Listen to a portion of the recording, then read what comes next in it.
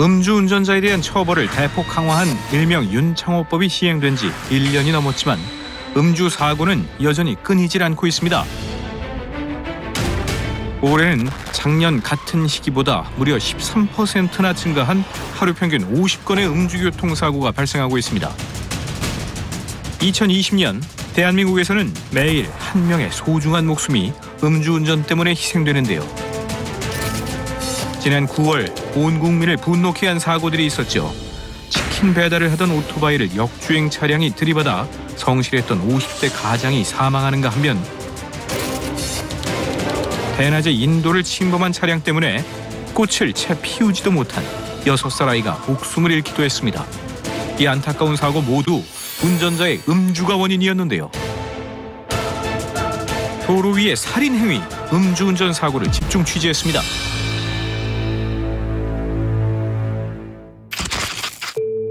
매일같이 다니는 길에서 이런 일이 벌어질 거라고는 상상도 못했답니다. 택시를 운행하고 있는 제보자는 뒷좌석에 손님을 태운 채 사거리에 진입하고 있었다는데요. 맞은편에서 엄청난 속도로 달려온 차량과 그대로 충돌합니다. 불빛이 날아오는 거 봤어요. 보니까 설마 날아오겠나 이런 생각했죠, 처음에는. 근데 불빛이 점점 막 날아오면 확 날아오는 거 보이니까 야, 이거 이래서 가다가 진짜 죽겠다 싶더라고요. 그래서 사거리 가다가 내가 이제 섭었다니까요. 지나가라고. 신호위반에 지나가라고. 완전 틀은 게 아니고 살짝 틀었어요. 찰나의 순간 달려오는 차량을 피하려 본능적으로 핸들을 틀었지만 소용이 없었는데요. 처음에 도착했을 때는 벌써 사고가 3중 충돌이 나 있는 상황이었고 승객분 같은 경우에는 머리에 출혈이 있고 골절도 있는 상태이기 때문에 충격량이 상당히 크다고 생각하고 중증 외상성 형태로. 방금 순간에 진짜 차가 에어백도 다 터져붙지, 앞에 창문 다 깨져붙지, 에어백이 터지면서 에어백이 솔직히 내 얼굴 때리는 게 이게 에어백이 진짜 충격하더라고요. 코가 이마에 붓고 이 몸이 다 째지고 그다음 막 이 코 입하고 피 다 흘리가 마스크 끼고 피가 막 범벅돼 있었거든. 제한 속도 50km인 도로에서 신호까지 무시한 채 그대로 돌진해왔다는 차량. 그런데 차에서 내린 젊은 운전자의 모습이 어딘가 조금 이상했답니다. 음주가 면허 취소 정지 나왔다 하더라고요. 취소 수준이 우리처럼 크게는 안 다쳤는 모양이더라고요. 멀쩡하게 서가 다니고 하더라고요. 20대 남성이 대리비가 아깝다며 만취한 채로 운전대를 잡았고 결국 사고를 일으킨 겁니다. 사고로 한 달간 택시를 운행하지 못했고 여전히 병원 신세를 지고 있는데요. 좀 강력히 이 사람을 처벌했으면 좋겠는데 그냥 허지부지하게 끝나는 거예요. 음주, 신호위반, 과속으로 2명을 다치게 했지만 결과는 집행유예.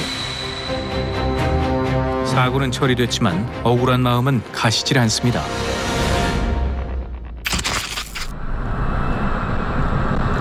차도 없고 뻥 뚫렸네. 그래서 밤에 가자는 거야. 아침은 순댓국 먹으라고 따뜻하고 아침 먹고 산에 올라가야지. 부부만의 여가를 즐기기 위해 새벽 일찍 떠나던 길. 도란도란 함께 나누던 대화는 단 1초 만에 산산조각 났습니다.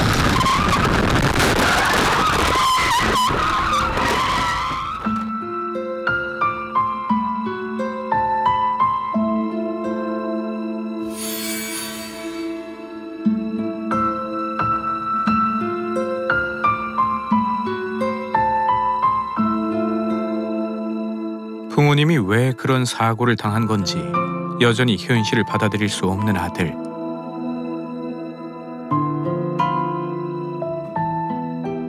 그래서 처음에는 이거 영상을 보고도 그냥 믿기지가 않더라고요. 그냥. 그래서 제가 물어봤어요. 이게 가해 차량이 그냥 질주하는 상태에서 브레이크도 없이 그냥 부딪힌 것 같은데 이게 혹시 뭐 졸음운전인 거냐 물어봤더니 이제 그런 건 아니고 음주다. 그냥 이렇게만 얘기를 하셨어요. 한적한 도로, 홀로 주행하는 차량이 정식 씨 부모님의 차량입니다. 순식간에 차량 한 대가 달려오더니 부모님의 차량과 충돌하는데요.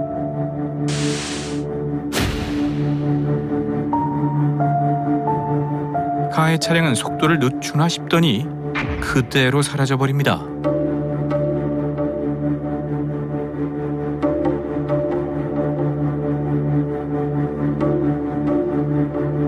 그렇게 홀로 방치된 피해 차량. 가장 먼저 현장에 도착한 것은 근처에 있던 견인차 기사들이었습니다.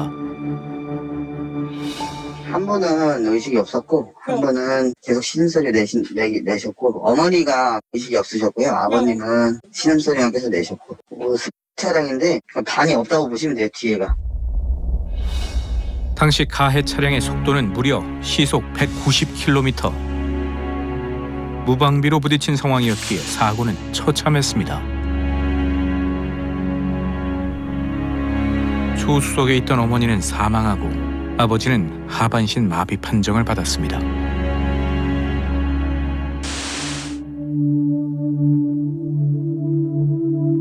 사고가 나고 한참이 지난 후 저 멀리 남성 한 명이 비틀거리며 걸어옵니다. 안절부절 못한 채 당황한 듯 보이는데요. 하늘 한번 꺾고 달고 니가 들으셨네. 일단 진짜 많으니까 진짜. 아니 너무 죄송스럽잖아요. 어떡해요. 나중에 좀 모르니까. 진정하셔. 바로 이 사고를 일으킨 가해자입니다.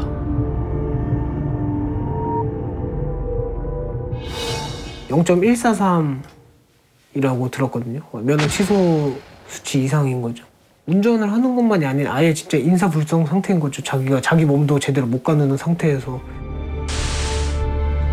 지난달 17일 열린 1차 공판에서 가해자는 뺑소니 의도는 없었다며 유가족을 또 한 번 상처 입게 했습니다. 자기 형량을 줄이기 위해서 이제 도주 혐의에 대해서 계속 부인을 하고 있는 상태죠. 어쨌든 음주 혐의는 인정하나 자기는 도주하려고 한 게 아니고 차량이 파손돼서 자기 말로는 브레이크가 먹지 않아서 멈출 수가 없었다 뭐 이런 식으로 얘기를 하거든요. 그런 게 더 저는 괘씸하고 더 화가 나는 거죠. 사고 당일 영상을 다시 살펴보겠습니다. 분명히 추돌 직후 가해자 차량의 브레이크 등이 반짝이고 속도가 줄어듭니다. 브레이크가 작동했다는 증거죠. 아니 너무 죄송스럽잖아요. 어떡해요. 나중에 좀 모르니까. 무릎을 꿇고 오열하던 모습과는 너무나도 달라진 가해자의 태도. 그런데 현장에서 그를 목격한 견인차 기사는 무언가 이상했답니다. 자책하고 있고 뭐 우는 건지 우는 척인지 뭐 그렇게 하고 있다가 조사 끝나고는 그 태도가 갑자기 변해가지고 하는 행동이 그냥 정상은 아니었어요. 그가 하는 반성이란 과연 누구를 향한 것일까요? 그 현장 상황은 이제 반성한 걸로 보이는데 그 다음 상황이 중요해요. 자기의 의사 표현을 피해자나 그 유족한테 계속하는 게 일반적으로 진짜 반성하는 사람이에요. 연락처가 없더라도 알기 위해서 노력하는 이런 행위조차도 하지 않는다면 그 현장에서 했던 내용은 소위 말하는 저희 말하는 할리우드 액션일 가능성이 크다는 얘기죠. 음주로 인한 사망사고에 뺑소니 혐의까지 입증되면 최대 무기징역에 처해지는데요. 유가족은 가해자가 저지른 행위에 대한 합당한 벌을 받기만을 바랍니다. 단 한 명의 음주운전자 때문에 아들은 어머니 없는 삶을, 아버지는 아내 없는 삶을 살아가야 합니다. 아들이 다 커서 장가를 가도 평생 나한테는 애기고 내 아들이라고 얘기를 하셨는데 그게 이제 제 어머니한테 들은 마지막 말이 돼버렸죠. 그 문을 열고 어머니가 계속 들어오실 것 같은 그런 생각이 들었어요. 아, 엄마가 늦었다 이러면서. 그러면서 계속 믿기지가 않았죠. 다 아는 얘기인데요. 술을 마시고 운전대를 잡는 건 살인 행위입니다. 무고한 이들의 생명을 앗아가는 음주운전. 얼마나 더 많은 이들이 희생되어야 멈출 수 있을까요? 일부 운전자들은요, 코로나19 사태로 음주 단속이 뜸해졌다고 그야말로 오해를 하고 있습니다.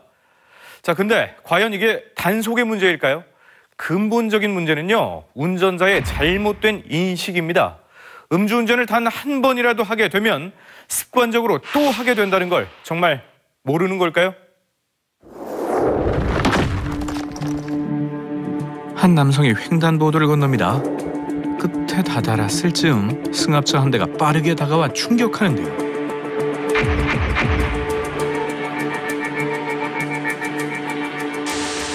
그리고 이 사고 현장을 목격한 목격자의 블랙박스입니다.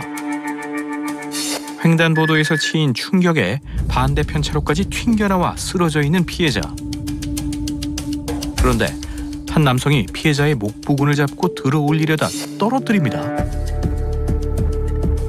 목격자는 다급히 차에서 내리는데요.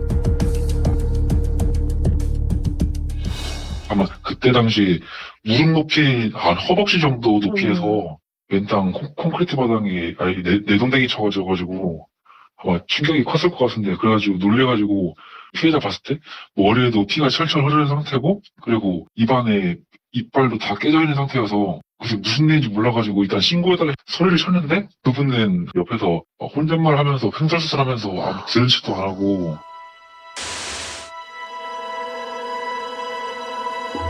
결국 목격자가 직접 119에 신고하며 심폐소생술을 시작하는데요. 남성은 옆에서 바라보다가 도로에 세워져 있던 차량을 옮깁니다.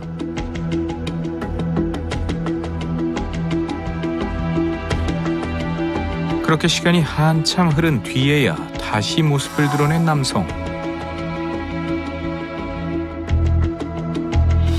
경찰이 혹시 누가 친 거 아니, 누가 친지 아냐?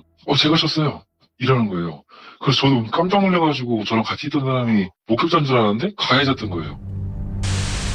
바로 이 남성이 피해자를 사망하게 한 사고의 가해자였습니다. 가해자의 혈중 알코올 농도는 0.143%, 만취 상태.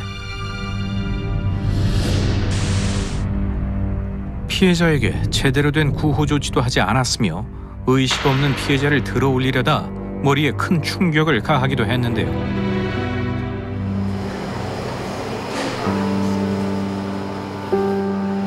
제가 전날 밤 12시 넘어서 아빠랑 통화를 했었거든요. 네, 통화 목록에 나중에 돌아가시고 휴대폰을 보니까 통화 목록에 제가 제일 마지막 가족 중에 통화를 했던 사람인데, 그게 마지막 통화가 될 줄도 몰랐고.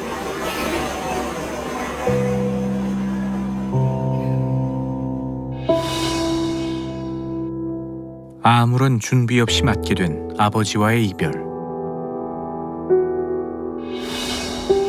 저희 아버지가 땅에 쓰러져 있는, 차가운 땅에 쓰러져 있던 시간이 너무 길었대요. 그 아빠가 쓰러져 있는데 음주운전 한 사람 아빠가 흔들고 이런 상황에서 차들이 다 지나가요.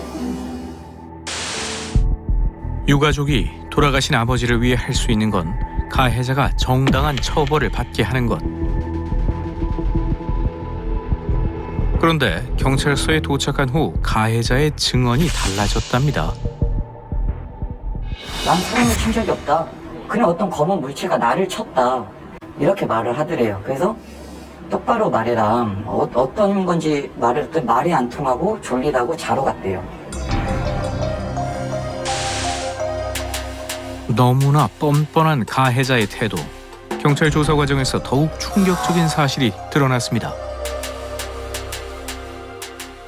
경찰관한테 들었는데 음주운전 전과가 있다는데 몇 번이에요? 했더니 2번 있습니다 이러는 거예요. 이번이 3번째예요 이랬죠. 그때 맞대요.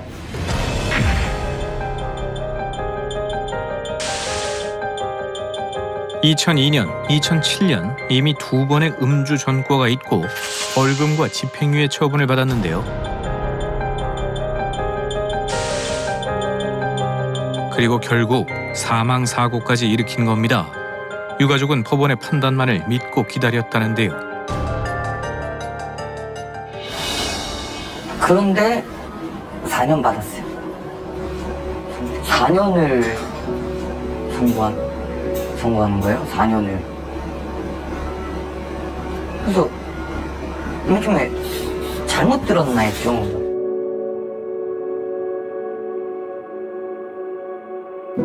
그마저도 벌이 무겁다며 항소한 가해자.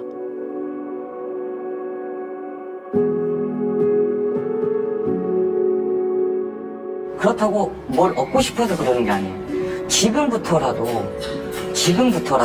이러한 사건이 터졌을 때 또 다른 피해자들이 고통받지 않았으면 좋겠어가지고 하는 거예요. 유가족이 더 고통받는 현실이 대체 언제까지 계속돼야 할까요? 대한민국에서 음주운전 재범률은 마약보다 높습니다.